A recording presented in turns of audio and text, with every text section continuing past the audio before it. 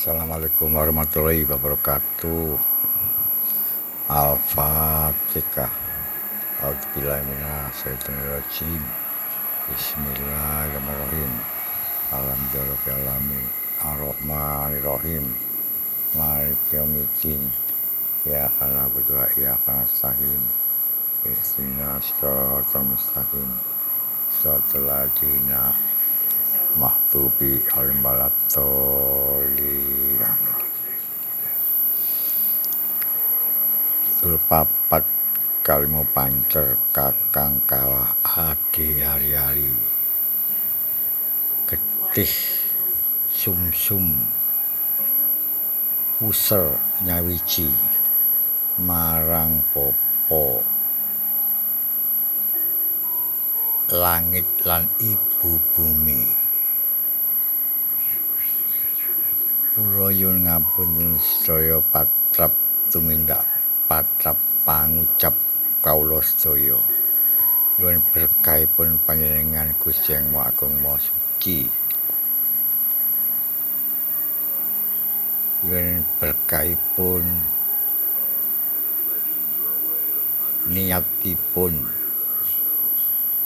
sederek kawula menika Yai putri ingkang niat badhe gantos asma dadosaken loncate sengkala bebayanipun dadosaken rupa inggih menika takdiripun saking Gusti dipun paringi rejeki ingkang ageng, pun paringi kesehatan, paringi panjang umur lan bahagia wonten ing bumi mulya menika. Nyuwun kalian sedaya leluhuripun tanah Jawi, nyuwun marang para malaikat, para kaki danyang ingkang jagi bumi, ingkang jagi langit, ingkang jagi rejeki, ingkang jagi kesehatan, ingkang jagi toya, ingkang jagi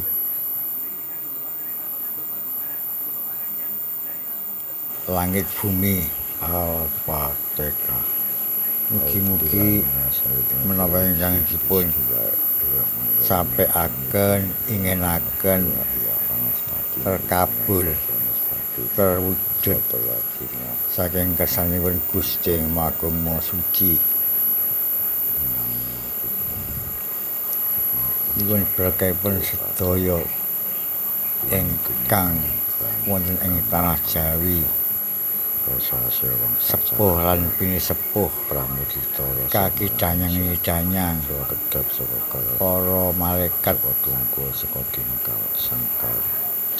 para ksatria ing tanah Jawi, khususipun Ibu Dewi Lanjar, Ibu Ratu, nyuwun berkahipun putra wayah menika mugi saged wangsulaken ingkang sampun telas, ingkang sampun luput wangsul malih dan berkah malih, jaya malih.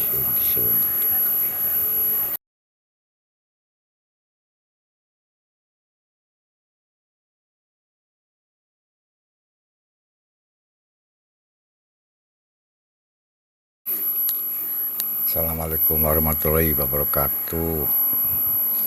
Al-Fatihah. A'udzubillahi minasyaitonirrajim. Bismillahirrahmanirrahim. Alhamdulillahirabbil alamin. Ar-Rahmanirrahim. Maliki yaumiddin. Iyyaka na'budu wa iyyaka nasta'in. Ihdinas siratal mustaqim. Shiratal ladzina mahdubi alim balatoli. Papat kalimu pancer kakang kawah adi hari-hari putih sumsum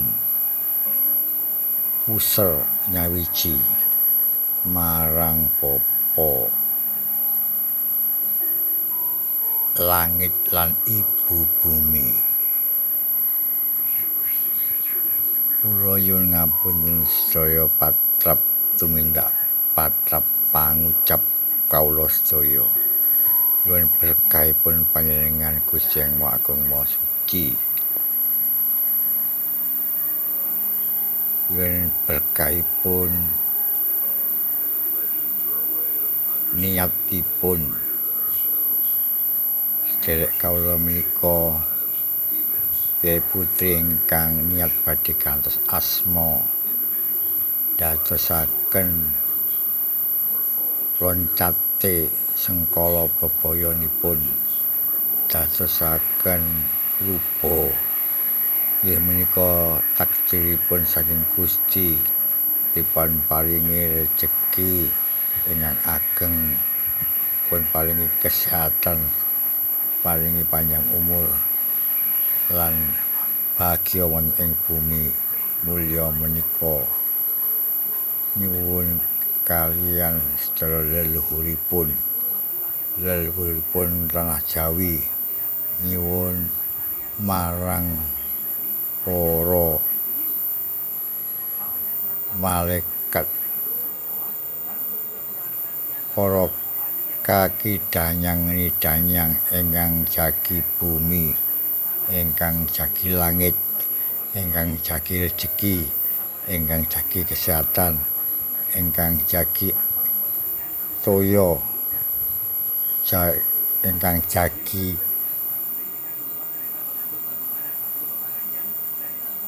langit bumi Al-Fatihah.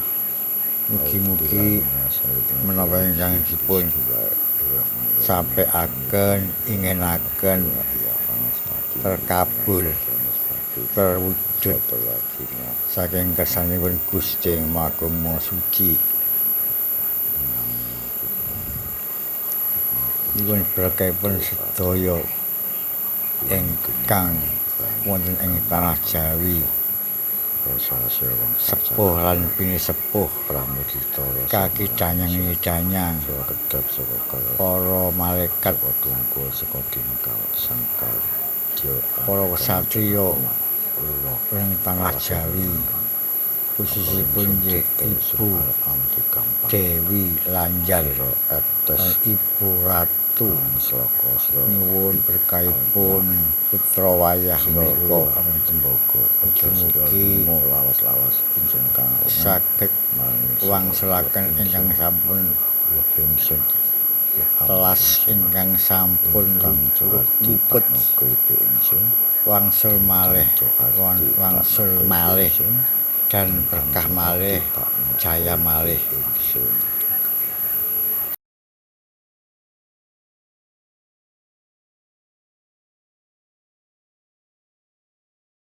Ternyata sama-sama pasien orang dalam gangguan jiwa di Rumah Sakit Khusus Daerah atau RSD di Dadi.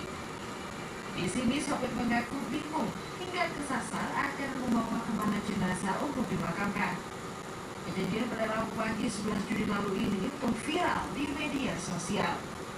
Setelah viral, pihak rumah sakit membantah aksi vlog si sopir. Pihak rumah sakit menyebut saat itu ada pihak rumah sakit yang mendampingi.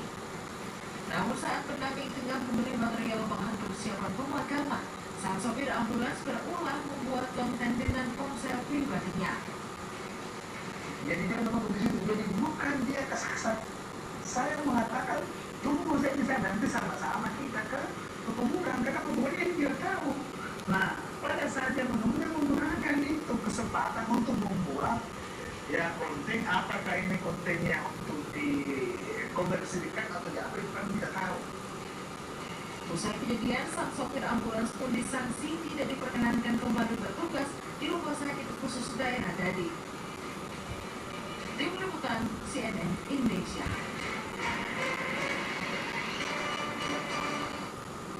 Kecelakaan beruntun yang melibatkan 2 mobil dan sepeda motor menjadi sorotan warga lantaran terjadi karena diduga disebabkan adanya pelecehan seksual.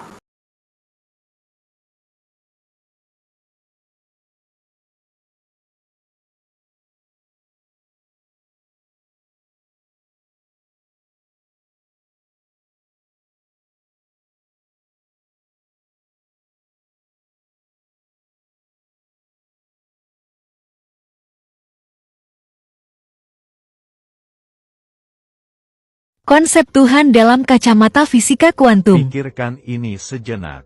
Tidak ada yang sungguh-sungguh padat di alam semesta ini.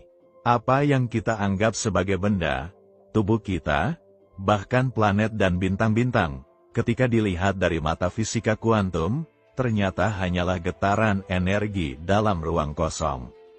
Atom, yang dahulu dipercaya sebagai batu bata paling solid dari realitas, kini terbukti adalah pola-pola probabilitas, gelombang yang menari dalam ketidakpastian. Partikel sebenarnya bukan partikel dalam pengertian benda, melainkan gelombang energi yang eksis hanya saat dia mati. Jadi, pada level terdalamnya, tidak ada yang benar-benar ada kecuali energi. Inilah wahyu baru dari sains, bahwa energi adalah fondasi dari segala sesuatu. Ia tidak diciptakan dan tidak bisa dimusnahkan. Ia tidak berwujud, tapi menciptakan wujud. Ia tidak terlihat, tapi menjadi dasar dari segala yang tampak. Dan dalam pengertian terdalam, itulah yang disebut sebagai Tuhan. Bukan Tuhan sebagai sosok tua di langit, bukan pula Tuhan yang terpisah dari ciptaannya. Tapi Tuhan sebagai keberadaan itu sendiri. Sebagai energi murni yang menjadi segalanya, tanpa awal, tanpa akhir, dan hadir dalam setiap bentuk dan peristiwa. Fisikawan seperti Albert Einstein dan David Bohm telah menyentuh pemahaman ini, bahwa realitas tidaklah terdiri atas bagian-bagian terpisah, melainkan kesatuan yang saling terhubung oleh medan energi universal. Dan disinilah titik temu paling radikal antara sains modern dan spiritualitas kuno, ketika kita menyadari bahwa energi yang menghidupi alam semesta adalah Tuhan itu sendiri.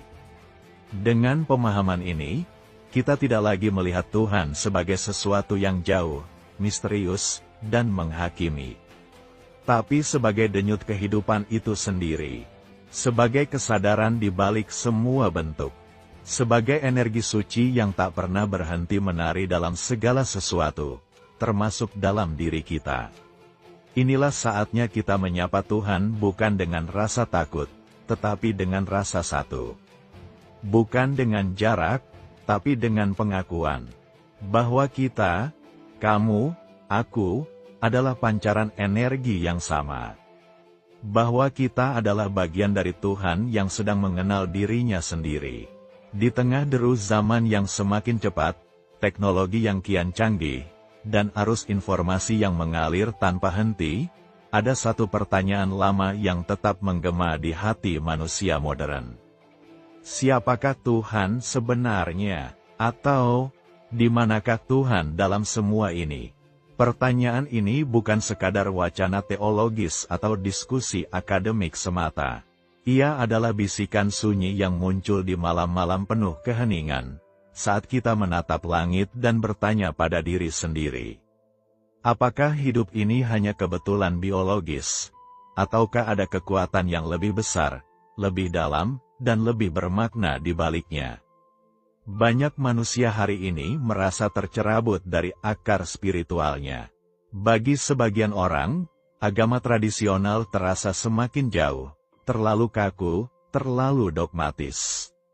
Di sisi lain, sains modern sering dipandang dingin dan kering, seolah menempatkan Tuhan di luar laboratorium, dan menghapus makna dari keberadaan. Sementara spiritualitas berkembang dengan berbagai wajah baru, namun tak jarang dicurigai sebagai ilusi emosional tanpa fondasi yang kokoh. Ketegangan antara agama, spiritualitas, dan sains, membuat banyak orang merasa bimbang. Haruskah kita memilih satu dan meninggalkan yang lain? Ataukah mungkin ada jalan ketiga? Sebuah jalan di mana sains tidak memusuhi kepercayaan, dan kepercayaan tidak membutakan akal. Disinilah pentingnya pendekatan baru yang menyatukan. Sebuah pandangan yang tidak hanya merangkul logika dan eksperimentasi ilmiah, tetapi juga memeluk kehausan jiwa akan makna dan keajaiban. Kita hidup di era di mana tembok-tembok pemisah mulai retak, dan percakapan antara laboratorium dan kuil, antara mikroskop dan meditasi, mulai menemukan titik temu. Dan titik temu itu mungkin ada pada energi. Fisika kuantum, salah satu penemuan paling revolusioner dalam sejarah manusia, menawarkan lensa baru untuk melihat realitas. Ia mengajarkan bahwa segala sesuatu adalah energi. Atom, cahaya, tubuh kita, bahkan pikiran terbentuk dari energi. Lebih dari sekadar penemuan ilmiah, ini adalah ajakan untuk memahami kembali dunia, bukan sebagai kumpulan benda mati, tetapi sebagai tarian kosmis yang hidup. Lalu, jika segala sesuatu adalah energi, dan jika energi adalah hakikat dari semua yang ada, tidakkah pantas kita bertanya, apakah ini wajah Tuhan yang sesungguhnya? Bukan sebagai sosok antropomorfis di surga, tetapi sebagai kesadaran tak terbatas yang menjadi fondasi dari segala realitas.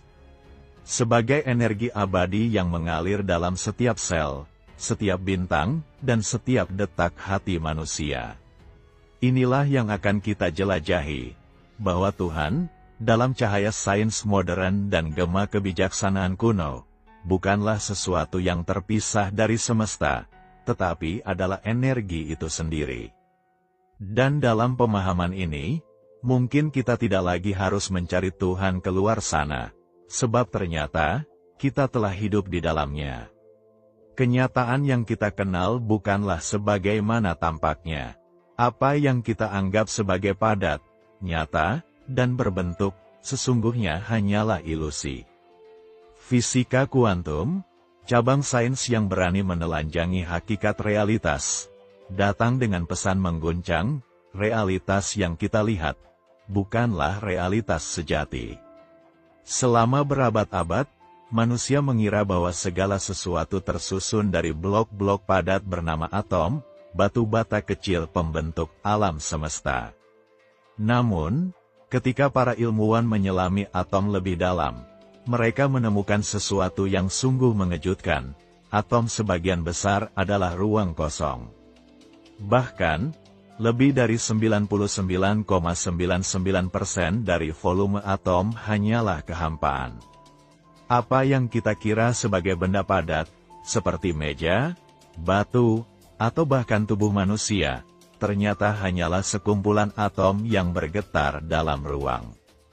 Dan lebih dalam lagi, partikel-partikel di dalam atom seperti elektron, proton, dan neutron tidak benar-benar berbentuk sebagaimana benda biasa.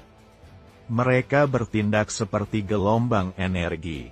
Mereka bukan hanya berada di satu titik, melainkan menyebar, berfluktuasi, menari dalam kemungkinan.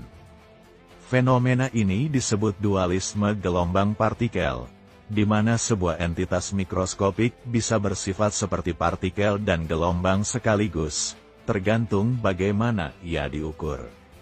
Sebuah elektron misalnya, bisa melewati dua celah pada saat yang bersamaan, lalu tiba-tiba memilih satu jalur ketika dia mati. Kenyataan ini menciptakan pertanyaan besar. Apakah realitas hanya muncul saat kita menyadarinya? Dan disinilah kita berhadapan dengan prinsip ketidakpastian Heisenberg, sebuah fondasi mengejutkan dari fisika kuantum.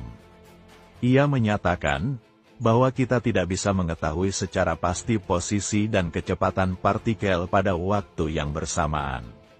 Semesta ini, dalam level terdalamnya, bukanlah mesin pasti seperti jam dinding Newtonian. Ia adalah samudra kemungkinan. Realitas bukan benda yang statis, melainkan tarian energi dalam probabilitas. Dari temuan-temuan itu, satu kebenaran mendasar muncul ke permukaan: energi adalah segalanya. Ia bukan hanya penggerak, ia adalah penyusun.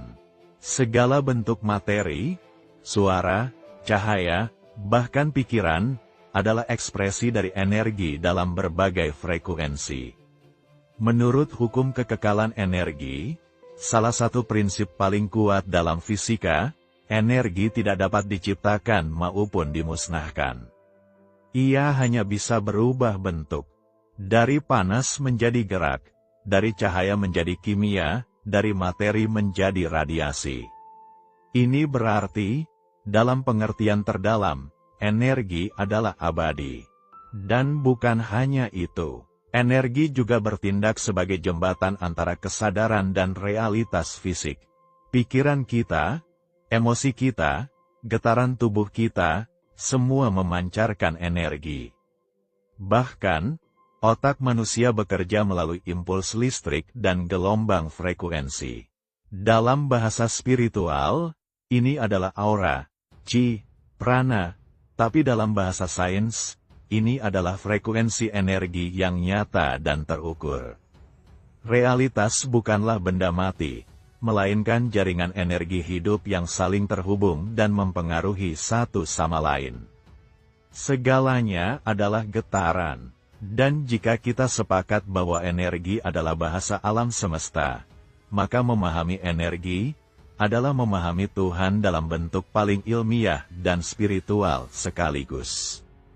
Salah satu penemuan paling mencengangkan dari fisika kuantum adalah fenomena yang dikenal sebagai quantum entanglement, keterjeratan kuantum. Ini adalah kondisi ketika dua partikel yang pernah berinteraksi menjadi terhubung secara misterius. Apapun yang terjadi pada satu partikel, akan secara instan memengaruhi pasangannya, meskipun keduanya terpisah oleh jarak jutaan kilometer. Einstein menyebutnya dengan skeptis sebagai aksi menyeramkan dari kejauhan. Tapi eksperimen demi eksperimen membuktikan bahwa fenomena ini nyata. Realitas, ternyata, tidak tunduk sepenuhnya pada hukum ruang dan waktu klasik. Di balik batas-batas fisik, ada jaringan tak kasat mata yang menghubungkan segalanya. Apa artinya ini bagi kita? Ini berarti, pada level energi terdalam, tidak ada yang benar-benar terpisah. Manusia, hewan, tumbuhan, bintang, semuanya saling terhubung dalam satu jaringan energi universal.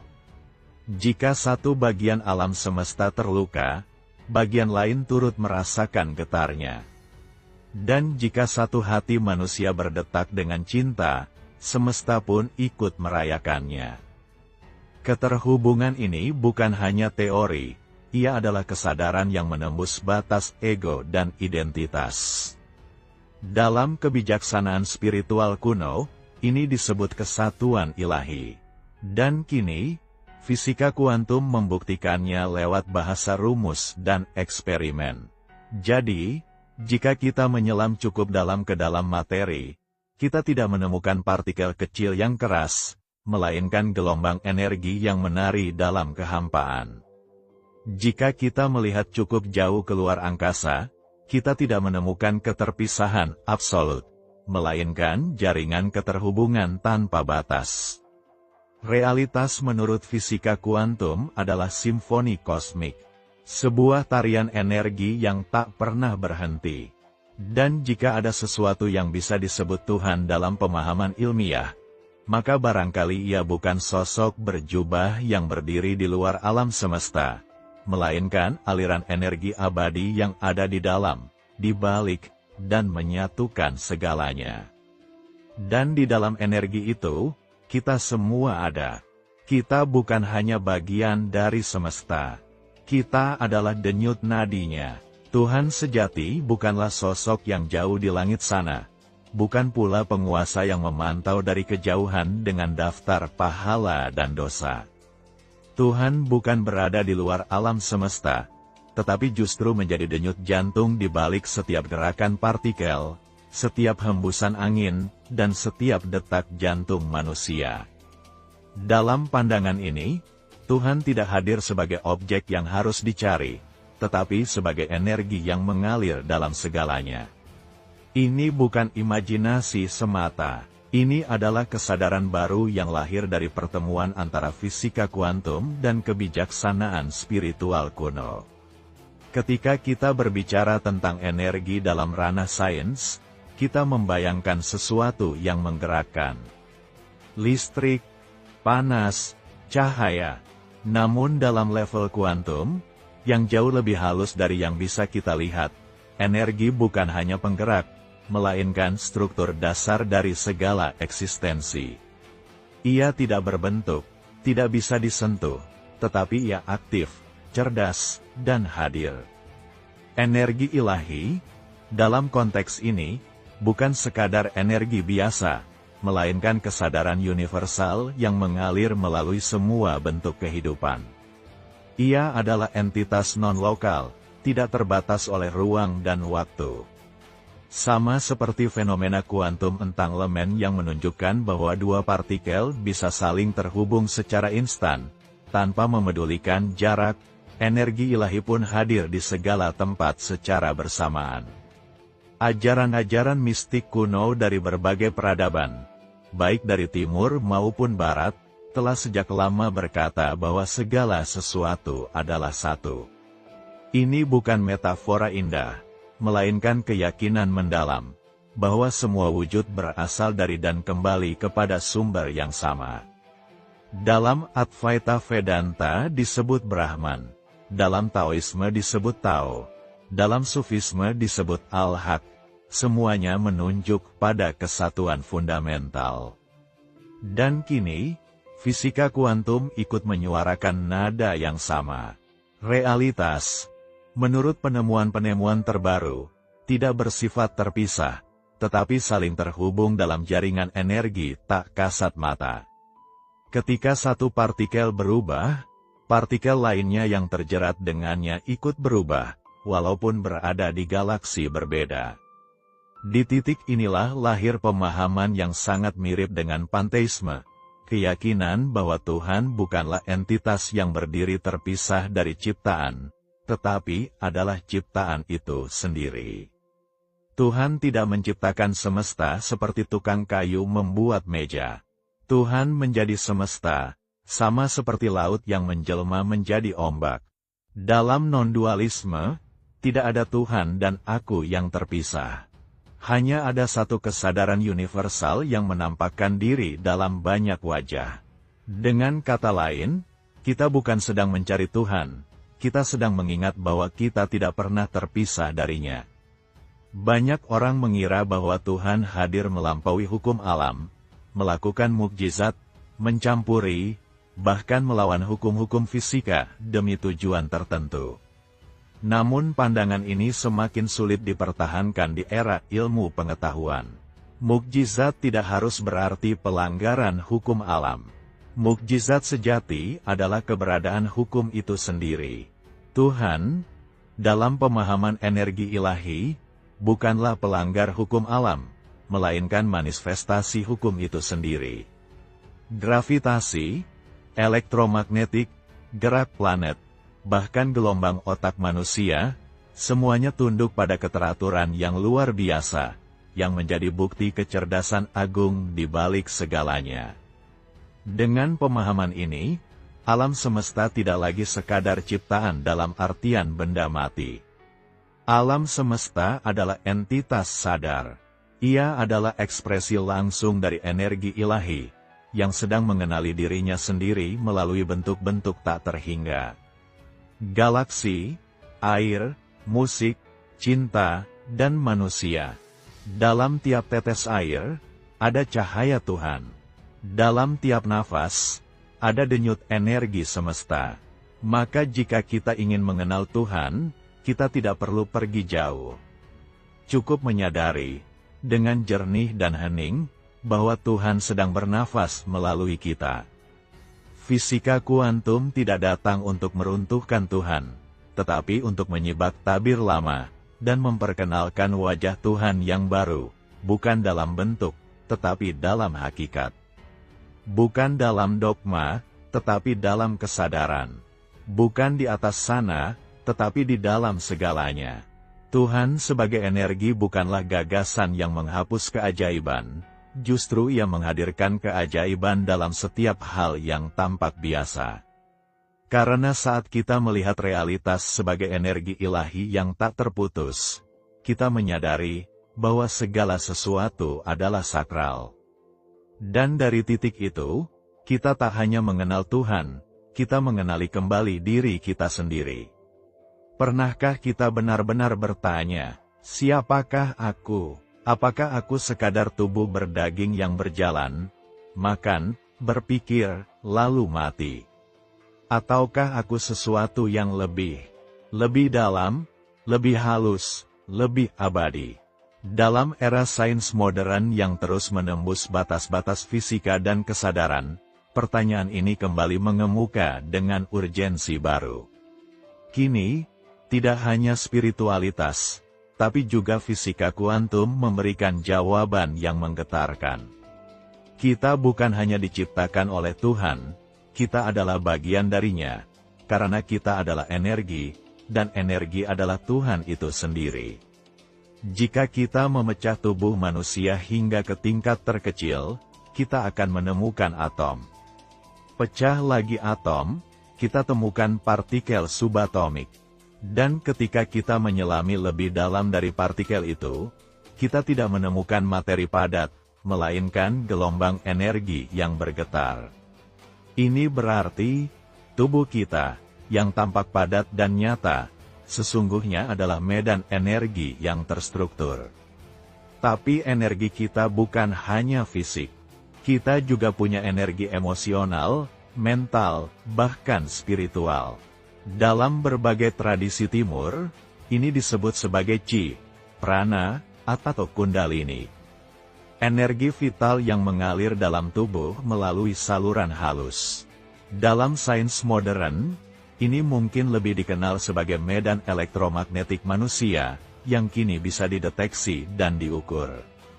Ketika kita sedih, gembira, cemas, atau damai, itu bukan hanya perasaan, tapi juga getaran energi.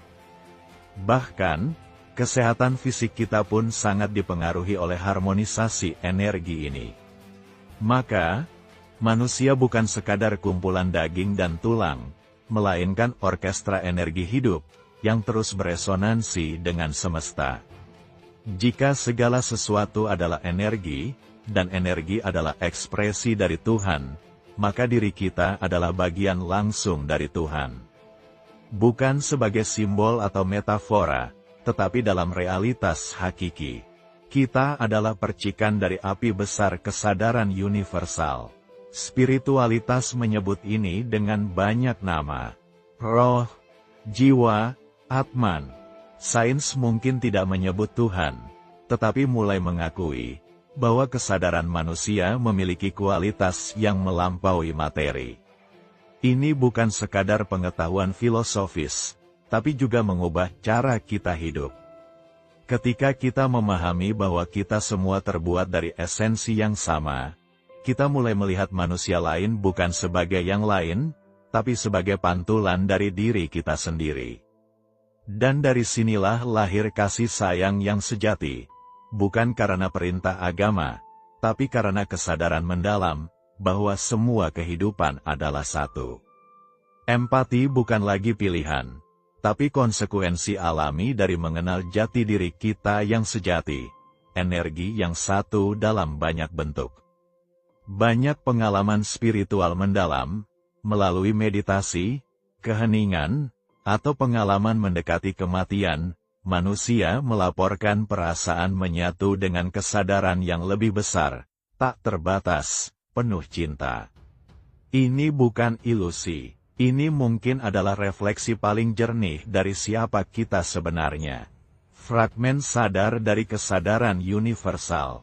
Tuhan yang hidup di dalam kita sebagai pengalaman, sebagai keheningan, sebagai intuisi. Meditasi bukan hanya latihan menenangkan pikiran, tetapi jalan untuk menyingkap realitas energi dalam diri. Saat kita masuk ke keheningan terdalam, kita mulai merasakan sesuatu yang tidak berasal dari dunia fisik, getaran halus yang menyatukan kita dengan segalanya. Dan dalam keheningan itu, kita tidak menemukan Tuhan seperti yang dikisahkan dalam buku. Kita menemukan diriku yang sejati, yang ternyata selalu Tuhan itu sendiri, dalam bentuk kecil, sementara, namun tak terpisahkan. Ketika kita melihat manusia sebagai energi, kita tidak mengecilkan nilai spiritual kita. Justru sebaliknya, kita menemukan kembali kemuliaan kita dalam bentuk yang paling jujur dan tak terbantahkan. Kita tidak lagi terjebak dalam dikotomi antara materi dan roh, antara sains dan agama, karena kita menyadari bahwa semua itu hanyalah bahasa yang berbeda untuk menyebut kebenaran yang sama. Kita adalah tubuh, iya. Kita adalah pikiran, iya. Tapi yang paling dalam, kita adalah energi hidup, percikan dari cahaya ilahi yang menari di balik segalanya. Dan dengan kesadaran itu, kita tidak perlu mencari Tuhan ke tempat yang jauh. Karena dalam setiap nafas, setiap getaran hati, Tuhan sedang menatap dunia lewat mata kita. Di tengah pertarungan sengit antara mereka yang percaya Tuhan adalah pribadi maha kuasa di langit, dan mereka yang menolak keberadaan Tuhan sepenuhnya, ada satu jalan yang tenang dan mendalam. Panteisme, ia tidak membentak dengan dogma, tidak membantah dengan argumen keras. Ia hanya berkata lembut, Tuhan adalah segalanya. Panteisme bukanlah agama baru, melainkan cara melihat dunia, sebuah lensa yang memandang seluruh alam semesta sebagai wajah Tuhan itu sendiri. Dalam pandangan ini, Tuhan bukan entitas terpisah dari ciptaan, tapi justru inti dari segala ciptaan itu sendiri. Ia bukan di luar sana, melainkan hadir dalam daun yang gugur, dalam gelombang cahaya, dalam getaran hati kita sendiri. Secara harfiah, panteisme berasal dari bahasa Yunani. Pan, semua, dan theos, Tuhan. Artinya, semua adalah Tuhan. Tapi maknanya jauh melampaui etimologi sederhana. Filsuf besar Baruch Spinoza adalah salah satu tokoh awal yang menyuarakan ide ini secara tegas di era modern. Bagi Spinoza, Tuhan bukanlah penguasa yang duduk di singgasana langit, melainkan substansi dari alam semesta itu sendiri. Ketika kita mencintai alam, kita sedang mencintai Tuhan. Ketika kita memahami hukum alam, kita sedang memahami Tuhan. Albert Einstein juga sering disalahpahami sebagai ateis. Padahal ia sendiri mengatakan bahwa ia mempercayai Tuhan seperti yang diyakini Spinoza. Bukan Tuhan pribadi, tetapi Tuhan yang menampakkan diri dalam harmoni hukum-hukum alam. Panteisme menawarkan jalan tengah yang bijak, tanpa mempersonalisasi Tuhan seperti dalam teisme, tapi juga tanpa menolak dimensi ilahi seperti dalam ateisme. Jauh sebelum istilah panteisme diciptakan di Barat, tradisi Timur telah menjalankan hidup berdasarkan prinsip ini selama ribuan tahun. Taoisme menyebutnya Tao, kekuatan tak bernama yang mengalir dalam semua hal. Tao bukan Tuhan dalam artian teistik, tapi jalan alami semesta yang menyatukan semua hal. Advaita Vedanta, India, menyatakan bahwa Atman adalah Brahman, artinya diri sejati manusia adalah sama dengan kesadaran semesta. Segala yang tampak berbeda sebenarnya hanyalah ilusi, semuanya adalah satu. Dalam Sufisme, Tuhan tidak dicari di luar, tetapi ditemukan di dalam hati. Jalaluddin Rumi menulis, "Aku mencari Tuhan di gereja, kuil, dan masjid. Tapi kutemukan Dia di dalam hatiku sendiri." Semua tradisi ini menyuarakan satu pesan. Tuhan bukan hanya di atas atau di luar, tapi mengalir di dalam, melalui, dan sebagai segalanya. Panteisme tidak datang untuk menggantikan kedekatan dengan Tuhan, melainkan memperluasnya. Dalam panteisme, kasih Tuhan tidak hadir melalui mukjizat dari langit, tapi dalam keajaiban yang terjadi setiap hari. Dalam matahari yang terbit, dalam kasih seorang ibu, dalam udara yang masuk ke paru-paru saat kita menarik nafas. Panteisme juga mengajarkan tanggung jawab spiritual yang dalam. Jika Tuhan adalah segala sesuatu, maka menyakiti makhluk lain adalah menyakiti manifestasi Tuhan. Menyakiti bumi adalah menyakiti wajah Tuhan sendiri. Maka lahirlah etika cinta universal. Cintailah sesamamu, karena mereka adalah dirimu dalam bentuk yang lain. Panteisme mungkin tidak memiliki kitab suci yang tebal, atau rumah ibadah yang menjulang. Tapi ia memiliki langit sebagai atapnya, bumi sebagai lantainya, dan setiap makhluk hidup sebagai cermin wajah ilahi. Ia tidak meminta kita percaya buta, tapi mengajak kita merasa, menyentuh, dan mengalami kehadiran Tuhan dalam semua hal. Dalam diam, dalam napas, dalam cahaya mentari yang menembus dedaunan.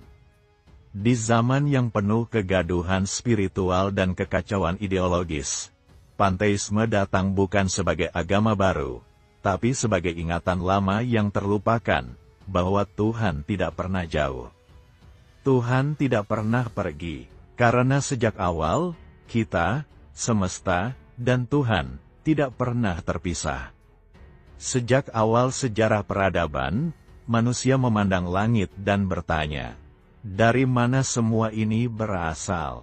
Siapa yang menciptakannya? Siapa aku di tengah luasnya semesta ini? Pertanyaan-pertanyaan itu menghidupkan api pencarian, kadang melalui agama, kadang melalui sains. Dua jalan yang seolah berbeda, namun sesungguhnya sedang mencari jawaban yang sama. Kebenaran terdalam tentang realitas dan makna keberadaan. Kini, kita hidup di titik balik sejarah.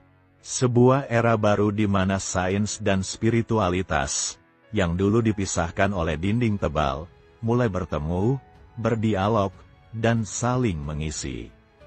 Di masa depan, integrasi antara keduanya bukan sekadar mungkin, tapi niscaya.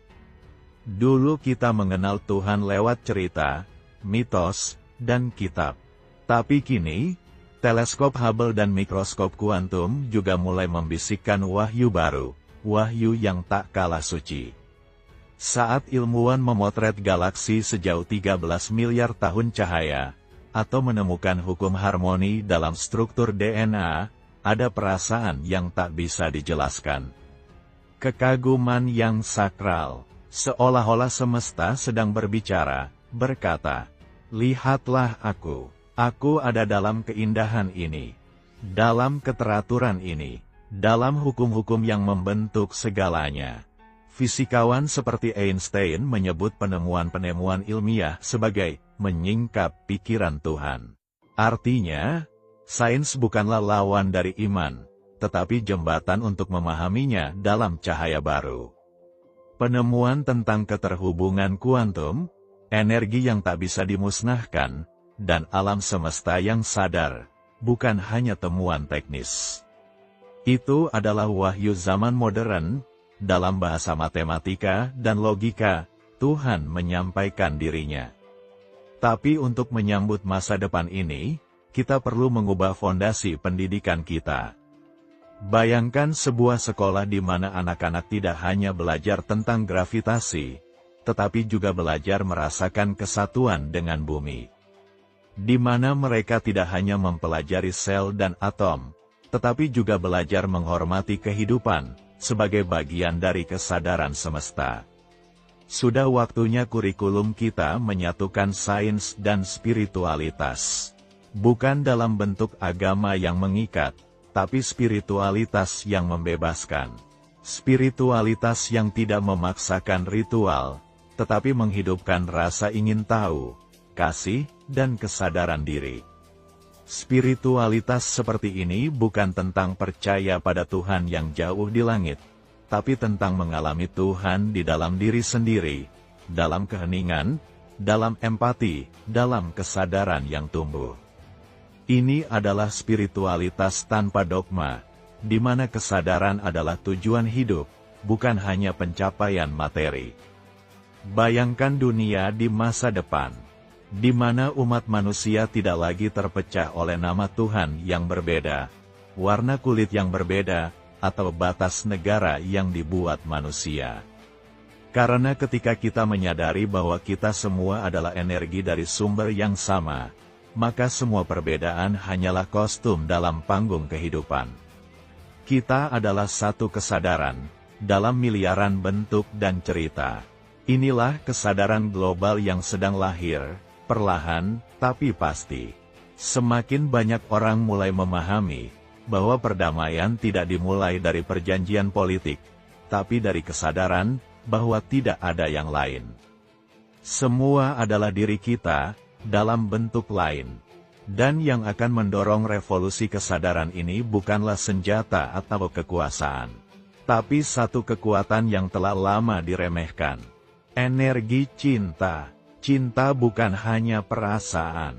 Dalam perspektif kuantum dan spiritual, cinta adalah frekuensi tertinggi, getaran paling murni yang menyatukan seluruh eksistensi. Dalam cinta, atom saling tarik-menarik, planet berputar, sel membelah, dan manusia saling menyentuh jiwa. Di masa depan, cinta bukan lagi puisi. Cinta adalah ilmu pengetahuan. Cinta adalah energi yang menggerakkan evolusi kesadaran. Integrasi sains dan spiritualitas bukanlah akhir dari pencarian, tapi awal dari peradaban baru. Sebuah era di mana teknologi tidak hanya mencerdaskan otak, tapi juga menghangatkan hati. Di mana pengetahuan tidak memisahkan, tetapi menyatukan. Dan di mana Tuhan tidak hanya disembah di tempat ibadah, tetapi dihidupi dalam setiap tindakan kasih dan kesadaran. Kita sedang menuju dunia seperti itu. Dunia di mana iman dan ilmu, cinta dan logika, Tuhan dan semesta, semuanya berdansa bersama dalam harmoni. Dan masa depan itu dimulai dari kesadaranmu hari ini. Dari caramu melihat dunia bukan sebagai benda mati, tapi sebagai wajah Tuhan yang sedang menatapmu balik, lewat daun, lewat langit, lewat matamu sendiri. Selama ribuan tahun, manusia telah membayangkan Tuhan dalam banyak wajah. Sebagai Raja Agung di langit, sebagai hakim yang menilai dosa, sebagai kekuatan misterius yang jauh dan tak terjangkau. Dan dalam bayangan itu, kita pun tumbuh dengan rasa takut, tunduk, bahkan kadang merasa tak layak. Kita diajarkan bahwa Tuhan adalah yang di atas, dan kita, manusia fana, adalah yang kecil di bawah. Namun sekarang, di era baru ini, kita diberi kesempatan untuk melihat Tuhan dengan mata yang baru. Mata yang tidak hanya membaca kitab suci, tetapi juga membaca struktur atom. Mata yang tidak hanya menangis di altar, tetapi juga takjub di bawah langit malam. Fisikawan telah menunjukkan bahwa dasar dari semua realitas bukanlah benda, tetapi energi yang saling terkait dalam tarian gelombang yang indah. Spiritualitas kuno telah lama menyuarakan bahwa Tuhan adalah segalanya, dan segala sesuatu adalah Tuhan. Kini, dua jalur ini, ilmu dan jiwa, bertemu di satu titik keheningan. Bahwa Tuhan bukan sekadar kepercayaan, Tuhan adalah struktur realitas itu sendiri. Tuhan bukan sosok yang jauh di luar sana, melainkan kesadaran yang hadir dalam segala sesuatu, dan juga dalam dirimu. Kita tidak perlu lagi takut kepada Tuhan seperti kepada penguasa yang murka. Kita hanya perlu mengenalinya, dalam setiap nafas, dalam getaran atom, dalam denyut hati yang penuh kasih. Dan ketika kita memahami bahwa kita tersusun dari energi yang sama dengan bintang-bintang, bahwa kesadaran kita adalah bagian dari kesadaran universal, maka lahirlah perubahan besar dalam cara kita memandang diri sendiri. Kita bukanlah makhluk kecil yang tidak berarti di tengah jagat raya. Kita bukanlah debu yang terbuang dalam kesunyian kosmik. Kita adalah bagian dari keagungan itu sendiri. Jadi, mari berhenti mencari Tuhan di tempat yang jauh. Berhentilah merasa terpisah, merasa tidak cukup, merasa kecil. Karena sesungguhnya, sejak awal hingga akhir, Tuhan tidak pernah meninggalkan kita. Yang perlu kita lakukan hanyalah melihat dengan mata yang baru. mata yang penuh cinta, mata yang penuh kesadaran, mata yang mengenali bahwa segala sesuatu adalah sakral, karena segalanya adalah Tuhan. Termasuk kamu.